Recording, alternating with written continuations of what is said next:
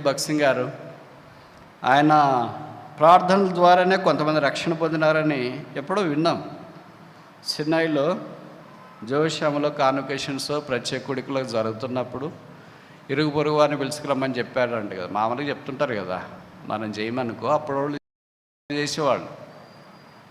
వాళ్ళ బంధువు ఎవరో ఒక ఆయన పిలుచుకొని వస్తే, ఒక ఆయన సిక్కు ప్రభుని నమ్ముకున్నాడు, మన పట్టణానికి వచ్చినాడు, యేసుప్రభు గురించి వాక్యం చెప్తాడు రా అని అంటే ఆయన అనుకున్నాడు, సిక్ అంటే పెద్ద టర్బన్ పెట్టుకొని ఉంటాడు, పెద్ద గడ్డం పెట్టుకొని, లేకపోతే అంతా రకరకాలుగా ఉంటాడు అని అన్నీ ఊహించుకొని వస్తే, ఇట్లా పాటలు పాడేది అయిపోయిన తర్వాత no brother Bhagat Singh will share the word of God అని చెప్పిన దేవుని వాక్యంలో సోదరుడు భగత్ సింగ్ గారు పంచుకుంటారని. ఆయన సామాన్యమైన స్టాచ్యూతో అప్పుడు ఇంకా కోటు కూడా వేసుకునేవాడు కాదనుకుంటా, తర్వాత తెల్ల కోటు వేసుకోవడం ఆరంభించినాడు. సామాన్యంగా వచ్చి నిలబడి వాక్యం చదివితే ఆ వెనక వచ్చిన ఆయన అనుకోండి, ఈయన ఎట్లో ఉంటాడు అనుకుంటా. పై రూపాన్ని మనం లక్ష్య పెడతాం. ఏం చెప్తాడబ్బా అంటే పక్కన తీసుకొని వచ్చిన ఆయన అన్నాడంట, నేను పోతాను ఇంటికి అన్నాడంట. ఎందుకు పోతా, ఇంకా మెసేజ్ స్టార్ట్ కాలేదు కదంటే ఆయన చూస్తేనే అర్థమైపోయింది, ఇంకేమింటాంలే వెళ్తాను అన్నాడు. పర్లేదులే కొద్దిసేపు ఉండు, ఎట్లా వచ్చినావు కదా, ప్రార్థన చేసేదాకన్నా ఉండు, ఆయన ప్రార్థన చేసేదాకా ప్రార్థన చేసిన తర్వాత అప్పుడు నీ ఇష్టమా అంటే, సర్లే ప్రార్థన ఎంతసేపు చేస్తాడు, 5 నిమిషాల్లో ముగించేస్తారు కదా అని అనుకో.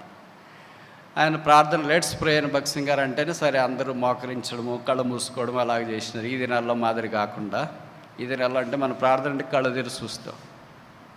మీకు తెలుసో తెలియదు కదా, మీకు లైవ్ కూడా ఉంటుంది. స్టేజ్ మీద ఉన్నవాళ్ళు ముఖ్యంగా ప్రార్థన అంటే కళ్ళ తెరిచి చూస్తుంటారు. నేను యూనివర్సిటీలో టీచర్ అని చెప్పాను కదా, మా కొలీగ్స్ కొంతమంది ఉన్నారు వేరే ఫెలోషిప్ వాళ్ళు వచ్చి నన్ను కార్నర్ చేస్తారు తెలుసా.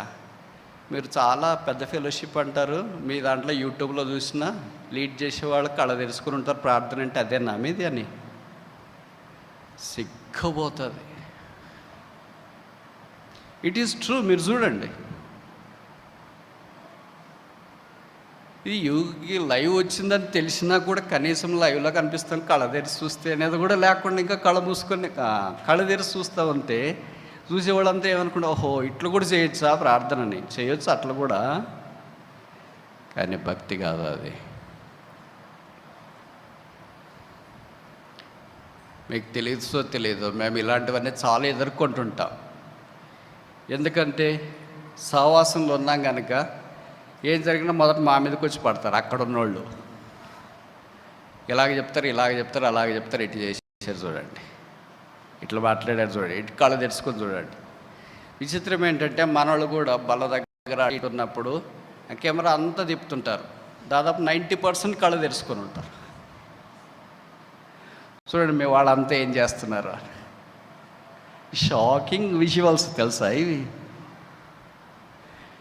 చూస్తేనే చాలా బాధ వేస్తుంది. ఇప్పుడు భగత్ సింగ్ గారి దినాల్లో అలా కాదు. ప్రార్థన అంటే మోకరించగలిగిన వాళ్ళు మోకరించేవాళ్ళు, కళ్ళు మూసుకునేవాళ్ళు.